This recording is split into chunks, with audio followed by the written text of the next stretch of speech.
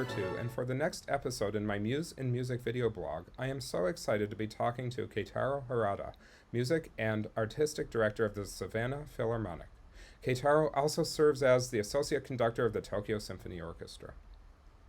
A growing presence across the globe, Harada has had many recent and upcoming engagements, including the symphony orchestras of Houston, NHK, Yomiuri Nippon, Osaka, Seattle, Hawaii, Fort Worth, Indianapolis, Memphis, Louisiana, North Carolina, Phoenix, and Virginia, as well as the New Japan Philharmonic and the Tokyo Philharmonic. A well-versed opera conductor, Harada has also led productions at the North Carolina Opera, Cincinnati Opera, and Arizona Opera. In the 22-23 season, he makes his debut at the Tokyo Nikikai Opera Theater. Please join me as we talk about what inspires him in his work as a conductor, in particular as we go into how his work crosses both American and Japanese cultures. I am so excited now to be talking with Keitaro Harada. He is the music director of the Savannah Philharmonic and also has other engagements all over the world, in Japan in particular. I'd like to just start off the conversation with one of my always initial questions, and in particular, what inspires you about your work as a conductor and as a musician? Dan, thank you so much for this opportunity to be on your channel and to talk with you.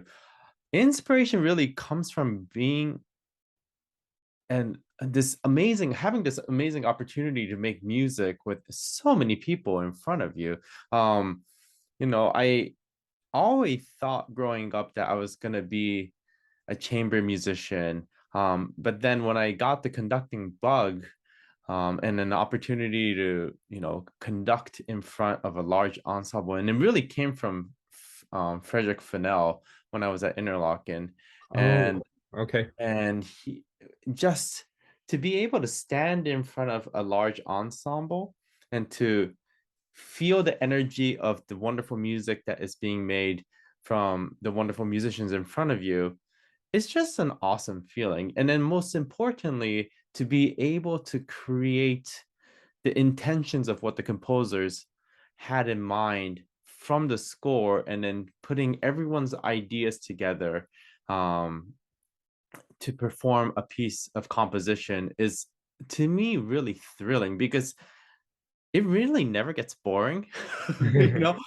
And then I think it comes from my personality too, but I used to play baseball my entire life, and then I was a catcher, and then here I am being a conductor where I have like the prime position where I see everything and I have everyone's, where I have the best view of everything. So I think from right from the get-go, when I was even little playing sports, being in that center and then being able to see and being able to guide everyone was something that was just ingrained in my DNA.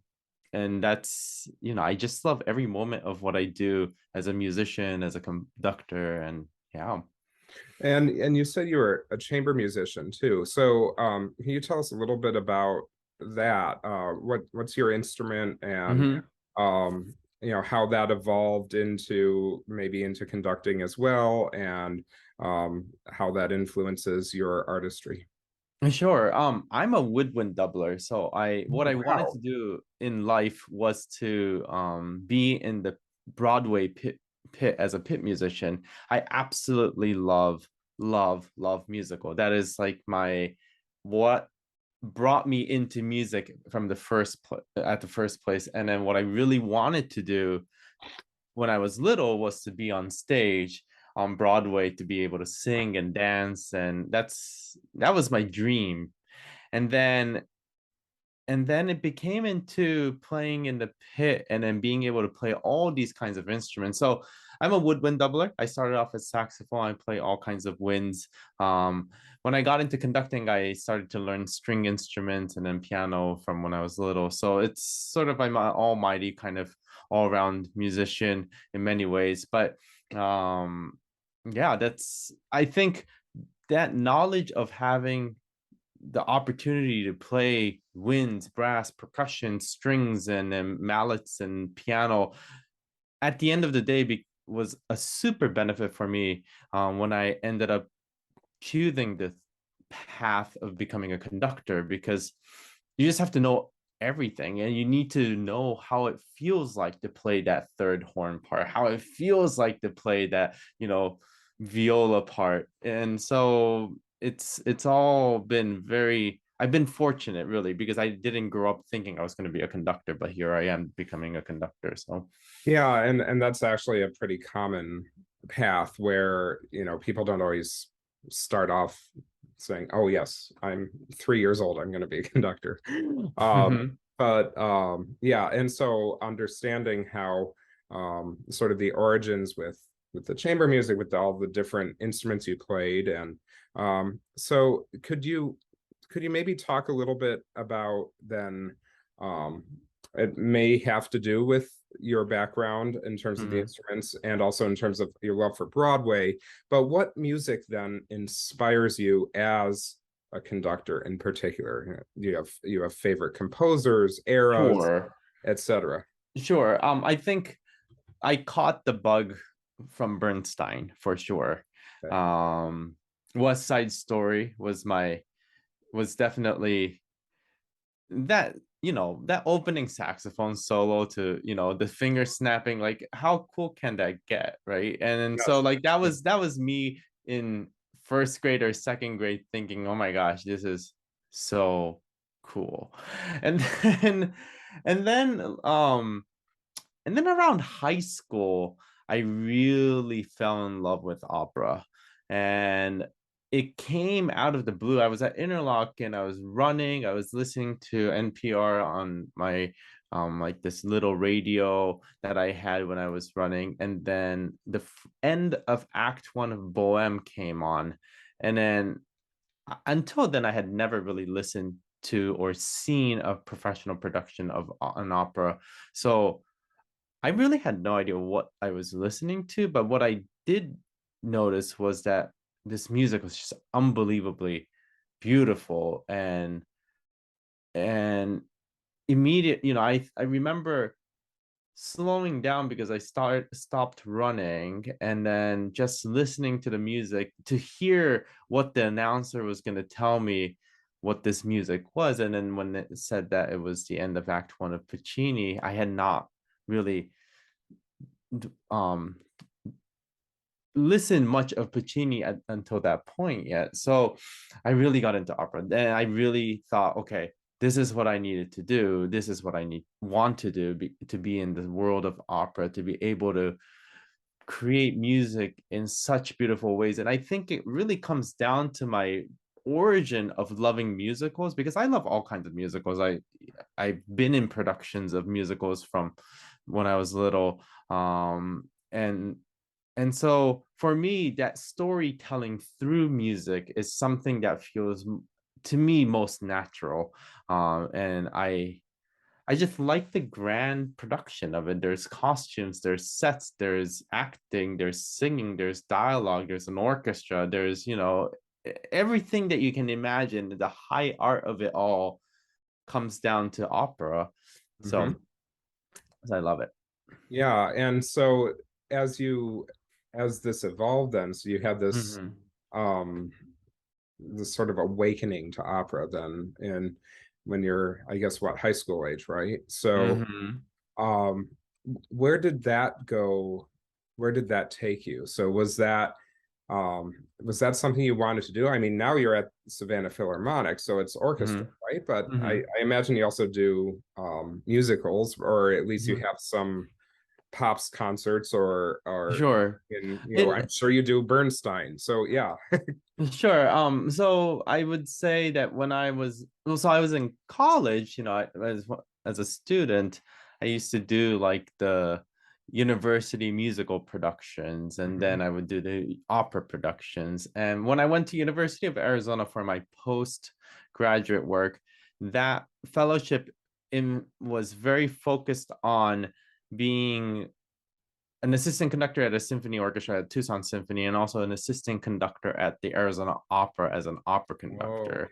And Yeah. so I got the best of both worlds. And then with the Arizona Opera, I was there for just under 10 years, with that company, being able to do just a lot of productions and really being part of an opera company, being there to conduct a lot of stuff. And then I was at Castleton with Mazel. I to study more opera. I was the opera conductor fellow at Tanglewood, and conducted Ariadne auf Naxos at Tanglewood. So I think from 2008, I really started to conduct opera very seriously and more frequently. And so that part of my repertoire was really developed back in early 2000. And I still guest conduct pretty frequently with opera. So I think it's a balance. When I went to Cincinnati Symphony, it became a lot of symphonic and pops, but I had a lot of opera beforehand. So it just, after I came out of this whole being an assistant or a staff conductor, associate conductor at orchestras, it allowed me to have, a lot of repertoire, that really balanced out my guest conducting. So I'm at Savannah Philharmonic as music and artistic director, where primarily we do symphonic work and popular work. But then at Tokyo Symphony, where I'm their conductor right now, it's the same, but we also do an opera production. We also do ballet productions here. And then my guest conducting has opera, so in balance. And then from traditional opera to contemporary opera too, like doing Missy Mazzuli's like song from an uproar with the Cincinnati Opera, to doing children's opera that was made like sort of a contemporary opera, but using melodies of Mozart, and then doing it for children, to just all kinds of different projects that involves voice and staging and costumes and sets. That's wonderful. So yeah, linking in then to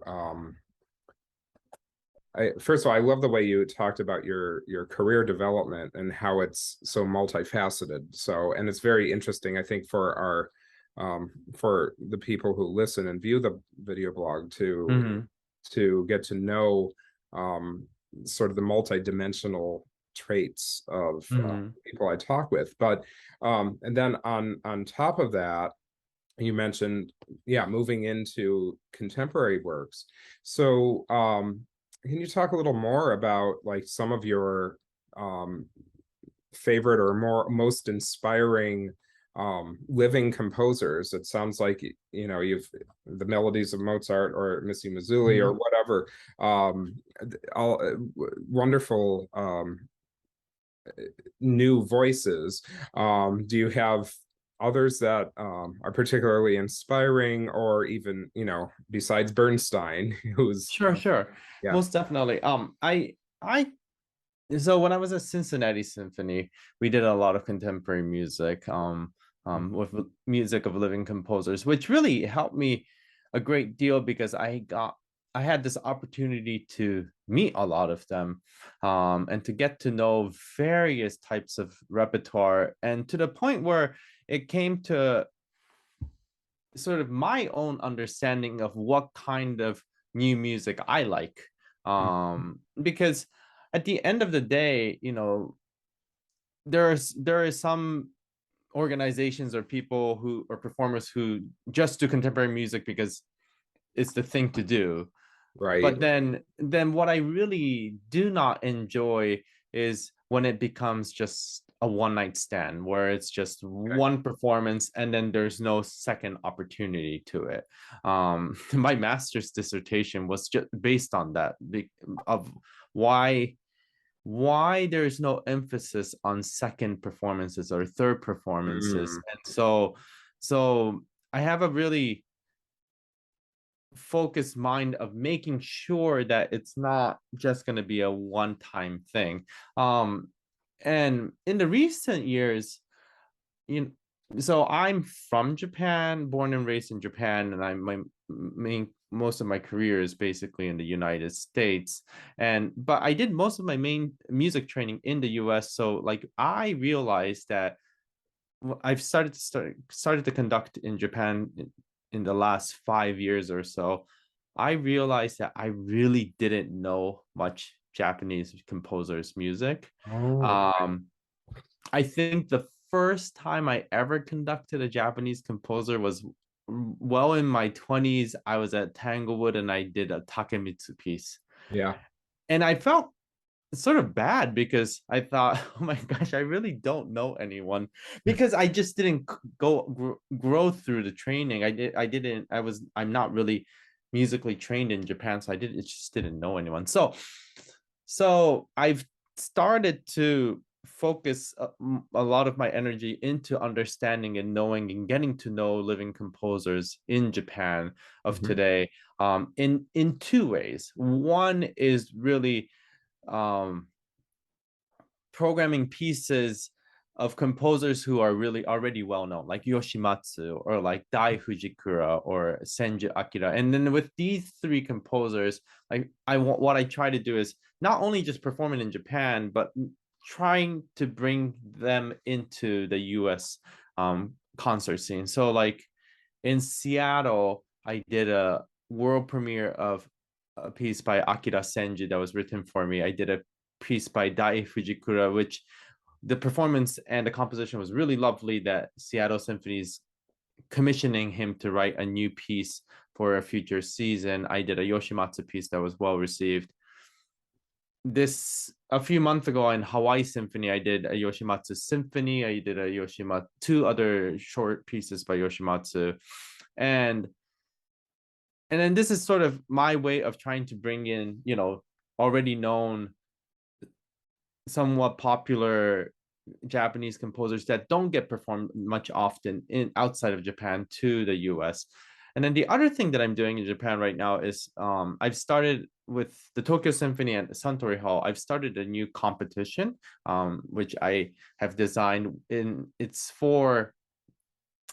it's in two phases. One, little children up to the age of high school age are um, allowed to submit a melody, like 4 bars to about 8 bars of melody. And then this is our second year, but we collect about 80 or 90 sort of melodies from all children's from all around Japan. And then we select about six. And then it's like usually boy, girl, boy, girl, boy, girl, boy, girl, elementary school, middle school, and high school. And then we put it on the website.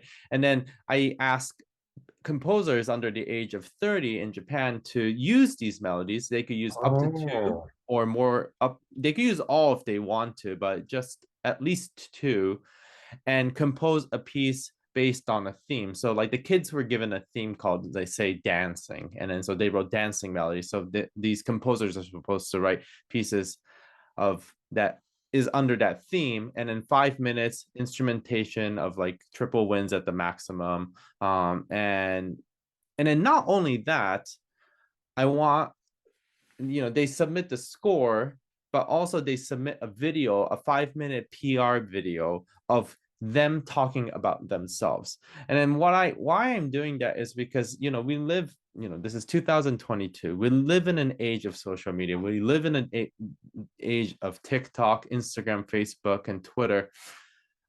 I cannot, you know, emphasize how much the social media is important when it comes to promoting new artists. So part of this project is that once the composer is selected, not only do they get a world premiere performance of that piece that they wrote and a video and a professional recording, but they also have me for 12 months to mentor them with their career building.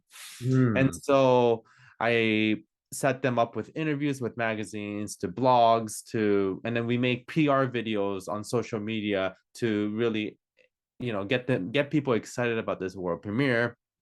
And so not only does the composition has to be good, the personality has to also shine too, because there could be a piece that's really, really great, but then if the composer is very like super introverted, and I don't mean that introverted composers are not promotable, but it's just that, you know, I only have 12 months to change, really develop that person into, someone who people would like to go Yeah. to concerts to. So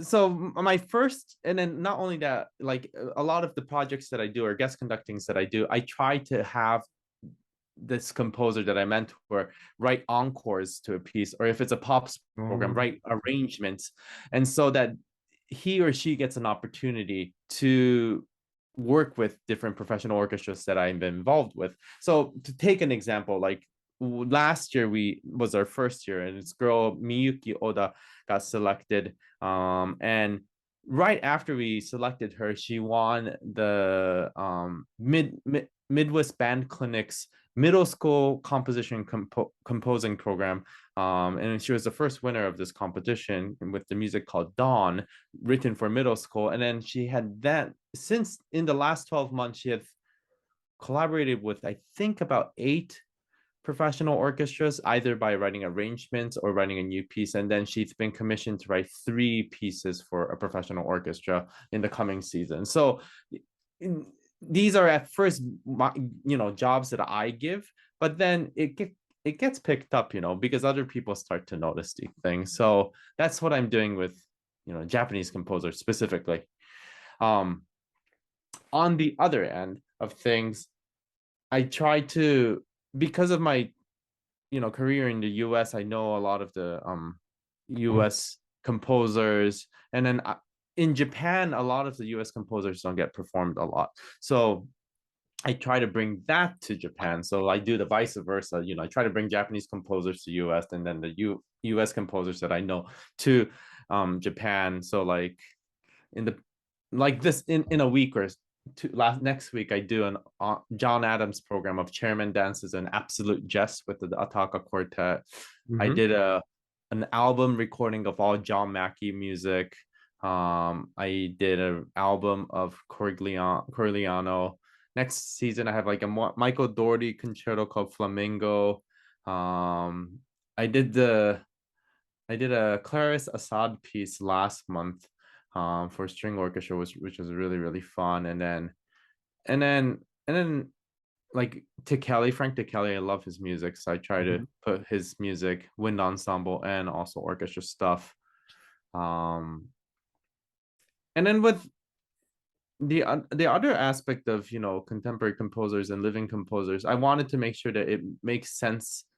The aesthetics of it makes sense with the community. So like in Savannah Philharmonic, this coming season, we have a world premiere commissioned by a composer named Robin Beauchamp, who is a composer who lives in Savannah, who's Yeah. writing a piece for the Savannah Philharmonic, which has essence of Savannah. So Savannah is known for a lot of different things, but like one of the things that Savannah is known for is the St. Patrick's Day parade, Yeah. and and and there's a movement about the St. Patrick's Day in Savannah, and so like that makes perfect sense to me, like to do a piece that's about the community Mm-hmm. you live in. Um, And that's the yeah, long form. That was a long answer to your question, no, but yeah. I really, really appreciate it because it gives what I love to hear about is, um, I mean, you have your dual identity, right? So there's Mhm. Japanese music, your career in Japan, bringing Japanese composers to America, and then vice versa, as you were saying. So and it's a really unique position, because not, other American artists or conductors or whatever, they just don't have that same frame of reference. And then on top of that, the issue of how you bring it local with the Savannah Philharmonic and Mhm. style, and aesthetics. And so maybe can you talk a little bit more about connecting with sort of with a local audience, with how, is there something you do besides programming perhaps someone who's local or someone who writes something that's specific to Savannah? Do you prepare the audience in any way? Do you do some kind of PR? Do you Do you bring the composer in? How do you sort of humanize the experience? Because we know, I mean, let's be honest, Mm-hmm. a lot of new music can be, a lot of people aren't excited about it, and Mm-hmm. even possibly wrongly so. But it's just historically, new music in the mid part of the 20th century, there was a lot of really dissonant stuff going on. Mm-hmm. Nothing against that aesthetic from my perspective, but we do know that a lot of people didn't like it. Mm-hmm. So can you maybe talk about sort of the PR side of things, or how? Sure. Yeah. Sure. I think when it comes to any orchestra and their conductor, their music director, artistic director, or any, concert hall with their artistic director, it really comes down to the trust that that person gains from that community. For example, let's step aside from music, but let's take a museum. You have a museum in almost any kind of city and town, and the exhibitions that they bring in really can be traditional or can be contemporary, but especially with the contemporary, it's a balance, right? They're able to do these challenging things because you have a balance of the contemporary. You have the trust from the community that this is what you're going to do. But then there's organizations that are just like only contemporary, and that is their message, that is their organizational structure, that is their model, and then that makes perfect sense. So as Savannah Philharmonic, we our mission statement, our motto is providing concerts and music for the sake of music. We don't not gender, genreify, if that's even a word, music. So we don't call it a classic concert or classical concert. We don't call it a pops concert. We just call it a concert. And you may, for example, in January, we had a concert where we had a Dvorak Wind Serenade in the first half, but then coupled with Duke Ellington or Yeah. Glenn Miller, not Duke Ellington, Glenn Miller, Okay. and to me that's okay because like Savannah is a really fun crockpot of all different kinds of culture and people. Uh-huh. And so why not, right? I don't and then we do have the traditional concerts too, and we have the pops concerts, but it's really merged really nicely throughout the season that it doesn't, you're not really one team or the other team. So once the when you do more and more of that, and when you really message that to the community that we're here to provide music, and music can be in any shape and form, then it gives us an open door of opportunity to share music of composers that are living and composers um who wants to write for the organization, who wants to write for the people who listen to the Savannah Philharmonic. And so the story starts to build. Do we do anything specific to prep the audience? Yes and no. Sometimes preparation can help, and sometimes preparation can become a waste of energy and time, because what ends up happening, and I think this happens a lot, but like when you do a lot of the prep work that in a form of like a lecture or like series where people can get to know more about the composer and stuff and gathering, the people who are already enthusiasts of that genre, or people who are already comfortable with the new the contemporary language of music, are the ones that are going to show up. Mm. And so you're not really reaching to the general public that you who Oh, you okay. really need to reach out to. That's interesting. I haven't And heard it so said that way before. yeah, and so like I used to go to these museum lectures of, upcoming exhibitions and stuff. And then I love museums, so I would attend these lectures, but then I always see the same people who are already well educated about, you know, Yeah. like, and so you're really speaking to a very narrow crowd of people. Instead, what you really need to do is to get everyone else's interest, and that way they, as in the other majority of the people, will feel comfortable into coming to the concert and realizing that there is something for everyone and something for them. So in our PR marketing and messaging, as we get closer to, Robin Beauchamp's world premiere, a lot of the marketing messaging will come towards, not come to this world premiere, Mm. but like, you know, let's let's hear what Savannah has to say about Savannah. Here's a Savannah boy perform, writing a music about Savannah. That kind of like something that is much easier messaging, that is more understandable Hmm. than a scary world like commission or like world Yes. premiere or like contemporary music. Yeah. These are difficult. And Yes. then these are very, you know, 20 years ago language. I think what it needs to fit Mhm. much more to the world we live in today. And just the fast pacedness of it, right? And then with social media too. I love the idea of, what does Savannah have to say about Savannah? Hmm. And and looking forward though, does that mean that like orchestras that have, they have a local, regional, statewide, whatever Hmm. presence, Hmm. is that what they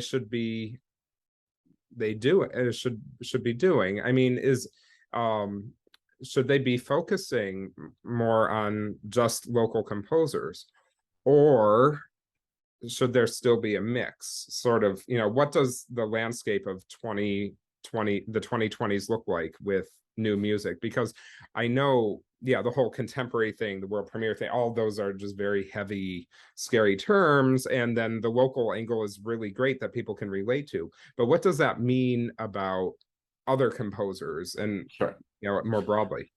I think it all comes down to the size and the budget of the organization. When you take the top 10 orchestras of the United States, like, LA, New York, Boston, Chicago, Cleveland, Cincinnati, these orchestras have, in San Francisco too, these orchestras have the capacity to do local composers and everyone, abroad, right? Because of the number of concerts that they do and just the budget that they have and composers and residents and all kinds of stuff, right? When you take all the other orchestras from like budget size of like under 5 million in the United States, the tier 4, 3, 4, 5, 6, 7, pro concerts are limited. So like you really have to focus on like how to balance that out. Mm-hmm. That being said, do have I programmed only Savannah composers? No, I've programmed other composers also. So it's it's um it's a balance. And when you do too many as an artistic director, when you do too many composers from outside of like your state, then you're not really serving the community, right? Right. Because when you Right. have talent in your community, then you want to give them also an opportunity if the language that they speak musically fits into the vision of your organization and the music that you want the community to listen to. And then that's the key part, right? Because you may have 10 composers in your town, but then if 9 of them are writing music that is, and I hate to use this word, but like not that accessible, Mm-hmm. then it doesn't fit the programming, you know. Right. It, So it's all a balance. So when I, you know, when I approach the local composers, and when I approach composers that I know of or don't know of, I really like listening to all various kinds of repertoire that they have, from chamber size or big size, just to see what their compositional language and what what the what the color is like for that composer. The other part is making sure that selecting pieces that makes sense for the orchestra as they develop to become a better ensemble. mhm.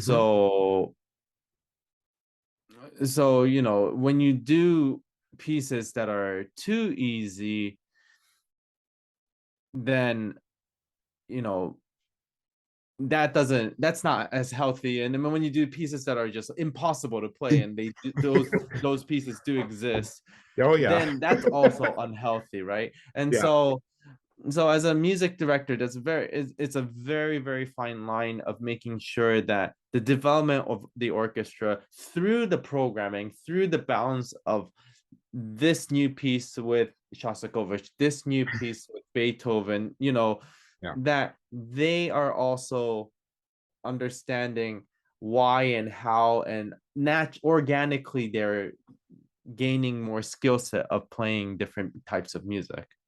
And that's another angle that is not always talked about too, right? I mean, so I mean, we're very preoccupied, of course, with the audience because, of course, I mean, that's what orchestras are focused on in a large part of. I mean, Mm-hmm. there's no debate there, but yeah, the angle of keeping the musicians engaged without completely just overwhelming them with some new piece that is just so hard, it's just takes way too much time to put together or whatever. So it's a very important balance. And you know, musicians, when they deliver, you know, if you find that optimal space, so in terms of both being challenging enough but not overwhelming, then you have a much more exciting performance. They're better ambassadors for it, and then of course that bleeds back into an exciting performance for the audience. Because I mean, I'm sure you've sat in performances where the orchestra's bored. I know I have. Mm-hmm. I've seen performances like that, you know. So that's a really interesting perspective, and I appreciate you're mentioning that. Um, so yeah, well, I really appreciate your talking with me about all of these wonderful angles that you consider when thinking about sources of inspiration, both on the personal level and sort of on the broader level, and then how that translates into programming older and newer music. Is there anything else you wanted to add? Any final thoughts you wanted to add? Especially with living composers, my favorite part is that they're there, you know, at rehearsals. Because when I'm conducting pieces of composers who are long gone, I have questions. I have Sure. questions all the time. And I wish I could just text them what you know, like, I don't get this harmony to explain to me, but like, where does this phrase start from? Why this instrumentation? But like all kinds of questions about like visions and like imagery behind the notes that myself as an interpreter of music have. And with living composers, they're just there to answer every question that you can possibly have. And so I that's the part that I absolutely love, this collaboration between the composer and myself, and then the collaboration between the composer and the orchestra musicians that are performing, because you know they get to ask questions about how this needs to be played, and you know what kind of color do they want from the instrument, and what the composer may have imagined in their mind at home when they're composing might be different from this concert hall where you know the Mhm. highs are more vibrant than the lows, and then so you have to make organic and instant changes, and that process to me is fun because you're really creating something alive right in front of you with someone who created this wonderful music that's in front of you. Well, and yeah, I very much appreciate that perspective. As a composer myself, I had a world premiere of a piano concerto in May, Mm-hmm. and it went really, really well. Mm. However, the hall and the acoustical space at first, when the conductor invited me to the first rehearsal, which was really amazing. I mean, conductors don't always invite you to the first rehearsal, understandably. There's various reasons why you wouldn't want the composer there, but you wouldn't also necessarily want the composer at the dress rehearsal, because what are you really going to do after that, right? So, but so I was there and I was thinking, wow, yeah, this acoustical space, very different from what I would have been expecting. And so of course we tweaked dynamics. We were Mm-hmm. A big part of my role was to talk about balance. I mean, Mm-hmm. of course, understandably. And then as a composer, I have the thought, well, should I change that dynamic in the score?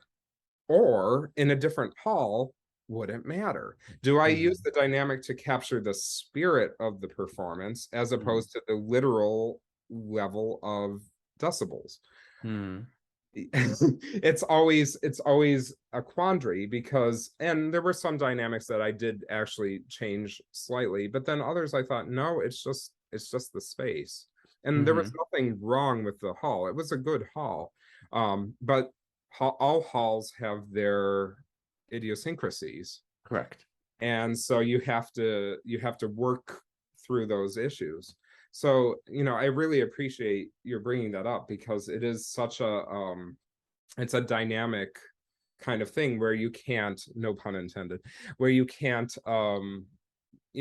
call Beethoven or Mahler or Brahms up anymore. But I think we probably have a good idea of what we want to bring out in that. But at least with Mm-hmm. a living composer, you can say, yeah, how are we handling that balance? Is this coming out, or Mm-hmm. what about that interpretation, or that interpretation in the space, or the reverberation, or whatever? So thank you for also bringing up that dimension.